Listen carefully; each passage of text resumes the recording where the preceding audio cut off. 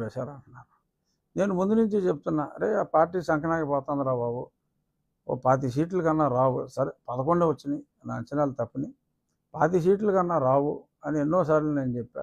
చివరిలో కూడా అలా మాటలని పందాలు కాసుకుంటారేమో, అది పిచ్చి ఆసుపత్రిలో చేసుకోవాలి, అక్కడ ప్రమాణ స్వీకారాలు ఏంటి, ప్రజల ఓట్లన్నీ అక్కడ పడిపోయినాయి, చాలా దారుణంగా ఉంది పరిస్థితి, పందాలు కాయకండి రా బాబు, తర్వాత మళ్ళీ మీరు ఇబ్బంది పడతారని కూడా చెప్పా.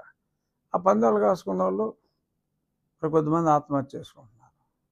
సో మనస్తాపంతో ఆత్మహత్య అని చెప్పి, వైసీపీ రాలేదని మనస్తాపంతో ఆత్మహత్యలు అని చెప్పి, మళ్ళీ దానికి ఒక డిఫరెంట్ మీనింగు. మళ్ళీ జగన్మోహన్ రెడ్డి గారు బహుశా ఓదార్పు యాత్ర 2.0 స్టార్ట్ చేస్తారేమో, నాకు తెలియదు. నేను ఇంకా ఈ రోజు నుంచి వ్యక్తిగతంగా జగన్మోహన్ రెడ్డి గారి గురించి నేను మాట్లాడదలుచుకోవాలి. ఎందుకంటే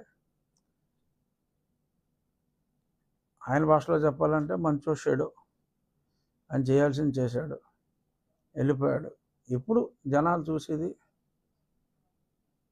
మేమేం చేస్తాం, మేమిచ్చిన హామీలు ఎలా నెరవేరుస్తాం, ఎన్నో హామీలు ఇచ్చాం, ఆ హామీలు నెరవేరుస్తారా లేదా అనే దాని మీద జనం దృష్టి ఉంటుంది తప్ప, జనాల దృష్టి ఇంకా జగన్మోహన్ రెడ్డి గారి మీద కానీ వైఎస్ఆర్ కాంగ్రెస్ పార్టీ మీద కానీ ఉండదు, ఉండకూడదు కూడా, అనవసరం. ఇప్పుడు మేము మాట ఇచ్చాం, మా మాట ప్రజలు విశ్వసించారు, జగన్మోహన్ రెడ్డిని కాదనుకున్నారు, మాకు మేము ఊహించిన దానికన్నా కూడా పెద్ద అందలం ఎక్కించారు.